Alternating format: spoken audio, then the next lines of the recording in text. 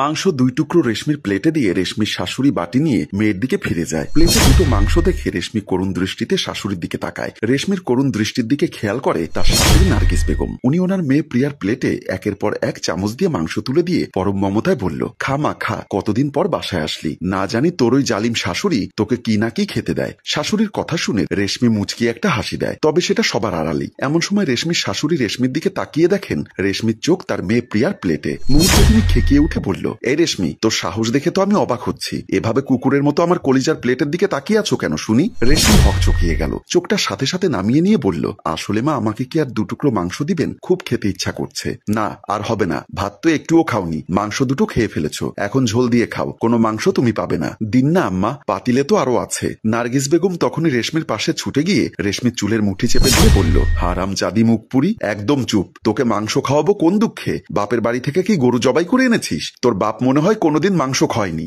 এমন সময় রেশমির ননদ তানিশা এসে বলল, আহ মা, চুল টেনো না, তোমার ছেলে রাজু এসে বউয়ের চুল এলোমেলো দেখলে তো রেগে আগুন হয়ে যাবে, তার চেয়ে বরং 2-4টে কিল বসিয়ে দাও পিঠে। নার্গিস বেগম মেয়ের কথা শুনে ধূপধাপ কয়েকটা কিল মেরে বসে রেশমির পিঠে। এত জোরে মেরেছিল যে রেশমির দম আটকে যায়। ডাইনিং টেবিলের চেয়ার ছেড়ে উঠে গলা কাটা মুরগির মতো ছটফট করতে করতে দৌড়ে নিজের রুমের দিকে চলে যায়। রেশমির অবস্থা দেখে নার্গিস বেগম ভয় পেয়ে ভয়ার্থ দৃষ্টিতে তার মেয়ে প্রিয়ার দিকে তাকিয়ে পড়ল, এই প্রিয়া, কি করলাম এটা? হারামজাদি তো ছটফট করতে করতে চলে গেল, যদি মারা যায়? প্রিয়া তাচ্ছিল্যের সুরে বলল, গেলে যাবে, তাতে কি, তুমি আবার ভাইয়ার বিয়ে দিবে, সাথে মোটা অঙ্কের যৌতুক নিবে। মেয়ের কথা শুনে নার্গিস বেগমের মুখে হাসি ফুটলেও কিছুটা ভয় নিয়ে বলল, কিন্তু তোর ভাইয়ের কলিজা তো ওই মাহারা এতিম রেশমি, ওর কিছু হলে তুই যে এখানে এসে খেতে পাচ্ছিস সেটাও তো বন্ধ হয়ে যাবে। কি যে বলো মা, আমার খাওয়া বন্ধ হবে কেন? আর ভাই বুঝবে কি করে? সে তো অফিসে। এসো তো মা, বসো, মাংস রান্না জোশ হয়েছে, তুমিও খাও। নার্গিস বেগম মেয়ের কথায় কান্না দিয়ে ধীরে ধীরে রেশমির রুমের দিকে চলে যায়। তানিশা আর প্রিয়া হাসাহাসি করছে। নার্গিস বেগম রেশমির রুমে এসে দেখে রেশমি তখনও ছটফট করছে। ভয় নার্গিস বেগম তাড়াতাড়ি রেশমির পাশে এসে রেশমির বুক পিঠ মালিশ করতে শুরু করেন। পাশ থেকে পানির গ্লাসটি নিয়ে পানি খাইয়ে দেন। একটু পর রেশমিকে স্বাভাবিক করে তিনি খেকিয়ে উঠে বলল, মরা শখ জাগছে মুখপুরি, জীবনে আর চাইবি মাংস? যা দিব তাই খাবি, আর রাজু আসলে ওরে যদি কিছু বলিস তবে তোরে আমি করে ফেলবো, মনে রাখিস। কথাটা বলি নার্গিস বেগম রুম থেকে বের হয়ে যায়। আর রেশমি হালকা হেসে বলল, চিন্তা নেই আম্মু, আপনার ছেলেকে বলবো না, বললে আপনার কি অবস্থা হবে আমি কল্পনা করলেও শিউরে উঠি। ভেবেছিলাম আমার মা নেই, সৎমা অত্যাচার করত, বিয়ে হলেই বুঝি আমার মুক্তি, কিন্তু অভাগী যেখানেই যায় সেখানেই নদীর পানি শুকিয়ে যায়। কথাটা বলে রেশমি বিছানায় শুয়ে পড়ে। পিঠে ওর খুব ব্যথা করছে, তবুও কোনোরকম শুয়েছে। এতক্ষণ এদিকে অফিসে বসে ল্যাপটপের স্ক্রিনে নিজের মা বোন আর বউয়ের কার্যকলাপের ফুটেজ দেখছিলাম আমি তা দেখে দেখে নিজের অজান্তেই বলে উঠি, রেশমি সোনা বউ, একটু ধৈর্য ধরো, তোমার শ্বশুর হজ করে ফিরুক, তারপর দেখো কি করি। তোমরা এতটা নির্দয়। এমন সময় হন্তদন্ত হয়ে একটা লোক কেবিনে ঢুকেই দৌড়ে এসে আমায় জড়িয়ে ধরে হালকা কেঁদে ওঠে। আমিও উঠে লোকটাকে জড়িয়ে নেই নিজের বুকের মাঝে, কারণ লোকটা আমার বাবা মুমিন খান। বুক থেকে মাথা তুলে বাবাকে বললাম, আরে বাবা, তোমার না আগামীকাল আসার কথা? হ্যাঁ, তোদের সারপ্রাইজ দেওয়ার জন্য চলে আসলাম। তা আমার ছেলে মন মরা কেন? বিয়ে করে বুঝি চাপে আছে? না বাবা, আমি অবাক আমার মা আর বোনদের কার্যকলাপে। মানে দেখো বাবা ল্যাপটপের দিকে। কথাটা বলে আমি ল্যাপটপটা বাবার সামনে এগিয়ে দিলাম। তিনি বউ বৌমার মেয়ের কাহিনী দেখে সামান্য হাসলেন আর হাসতে হাসতে বললেন, জানিস বাবা, ছোট ঘরে বিয়ে করতে নেই, করলেও বউকে টাকা লাই দিতে নেই। তোর মাকে লাই দিয়ে দিয়ে এমন করেছি। তোর মা যে ঘরে বড় হয়েছে সে ঘরে কখনোই 2 টুকরো মাংস তোর মায়ের প্লেটে পড়েনি।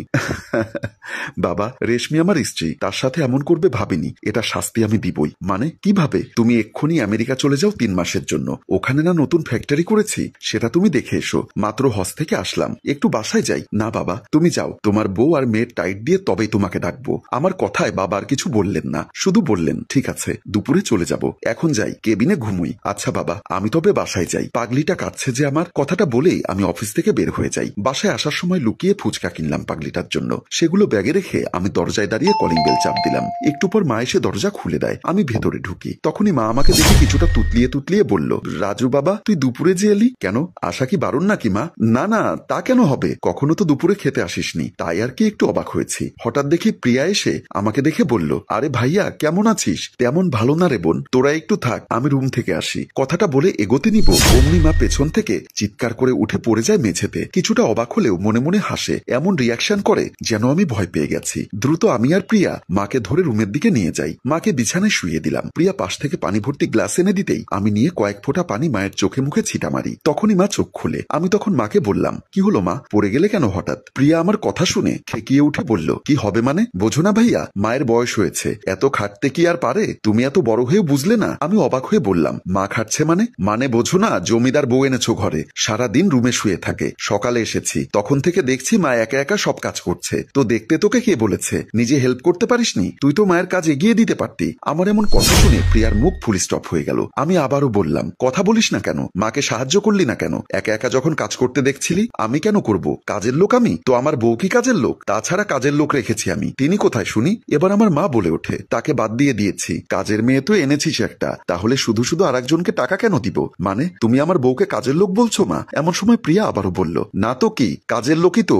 বাকিটা বলার আগেই আমি ঠাস করে প্রিয়াকে একটা থাপ্পড় মেরে দিলাম। তারপর প্রিয়ার চোয়াল শক্ত করে টিপে ধরে বললাম, আর একবার রেশমিকে কাজের লোক শব্দটা উচ্চারণ করে দেখ, তোর জিওবা আমি টেনে ছিঁড়ে আনবো। আমাকে আগের রূপে ফিরে যেতে দিস না। আমার এমন রূপ দেখে মা দ্রুত আমার মাথা পিঠে হাত বুলিয়ে দিতে দিতে বলল, বাবা শান্ত হ, শান্ত হ, আরো বলবে না, ছাড়োকে বাবা। ছেড়ে দেয় প্রিয়াকে। তারপর রুম থেকে বের হয়ে যায়। প্রিয়া মায়ের সামনে ন্যাকা কান্না করতে থাকে। আমি নিজের রুমে এসে দেখি রেশমি বিছানায় শুয়ে আছে। আমি বাচ্চাদের মতো এগিয়ে যাই ওর দিকে। এমন সময় চোখ যায় বিছানার চাদরে। অবাক হয়ে বললাম, ভালো করে রেশমির দিকে তাকিয়ে দেখি পাগলিটা দুহাত দিয়ে পেট চেপে ধরে আছে। ধীরে ধীরে ওর মাথার কাছে গিয়ে বসে আলতো করে ওর মাথার উপর হাত রাখতেই রেশমি চোখ মেলে তাকিয়ে আমাকে দেখে লাফিয়ে উঠে বসে বলল, তুমি এ সময় বাসায়? হ্যাঁ, অফিসে বউয়ের জন্য মন কেমন করছিল তাই চলে আসলাম। তা তুমি এভাবে শুয়েছিলে কেন? রেশমি কিছু না বলে চুপ করে রইল। যা দেখে বললাম, নিজের স্বামীর কাছে লজ্জা পেতে নেই রেশমি। লজ্জা পেলে স্বামীর থেকে ভালোবাসা কম পাবে। তোমার শুরু হয়েছে, আমায় ফোন করে বলতে তো পারতে।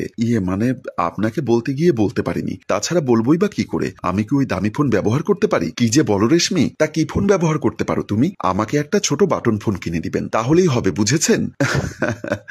এই যুগে এসে তুমি বাটন ফোন চাও? এখনকার 2-3-তে পড়াশোনা করা ছেলে মেয়েরাও আইফোন ছাড়া কিছু নিতে চায় না। সেখানে তুমি শহরের টপ বিজনেসম্যান রাজু খানের স্ত্রী হয়ে কিনা বাটন ফোন চাও? আমি না হয় 2 দিন হলো আপনার বউ হয়েছি, তবে আমার আগের পরিচয় তো আর ভুলতে পারি না। আমার বাবা সামান্য একজন কৃষক, তার কাছে আমি 18টা বছর মানুষ হয়েছি। তিনি আমায় শিখিয়েছেন নম্রতা, ভদ্রতা এবং অল্পতেই সন্তুষ্ট থাকার উপায়। এখন আপনার স্ত্রী হয়ে সেই সব শিক্ষা তো আর ভুলতে পারবো না। তাতে কি রেশমি, আমি তো আমার বউকে শখ করে দামি কিছু দিতেই পারি, তাই না? হ্যাঁ পারেন, আমি সেটা ব্যবহার করব, তবে এখন নয়, পরে। আমি চাচ্ছি না এই অল্প কদিনেই এত বড় অট্টালিকা, ধন সম্পদ আর বিলাসিতার উপর নিজের লোভ বা মায়া সৃষ্টি হোক। আর জানেন তো, হুট করে সবকিছু একসাথে পেলে মানুষ হয়ে যায় অহংকারী। মনে একটু অহংকার নিয়ে যদি আমি মারা যাই, তবে আল্লাহ কিন্তু আমায় জান্নাতে নিবেন না। আহ রেশমি প্লিজ চুপ করো শোনাবো। এভাবে মরার কথা আর ভুলেও মুখে এনো না। তোমার যা মন চায় তাই করো, আমি বাধা দিব না। তবে আমাকে ছেড়ে যাওয়া বা মরার কথা আর বলো না, সহ্য করতে পারি না আমি। রেশমি পলকহীন হয়ে কিছুক্ষণ আমার দিকে তাকিয়ে ভাবতে থাকে, ইস, লোকটা কিছুদিনেই আমার উপর এতটা দুর্বল হয়ে গেছে,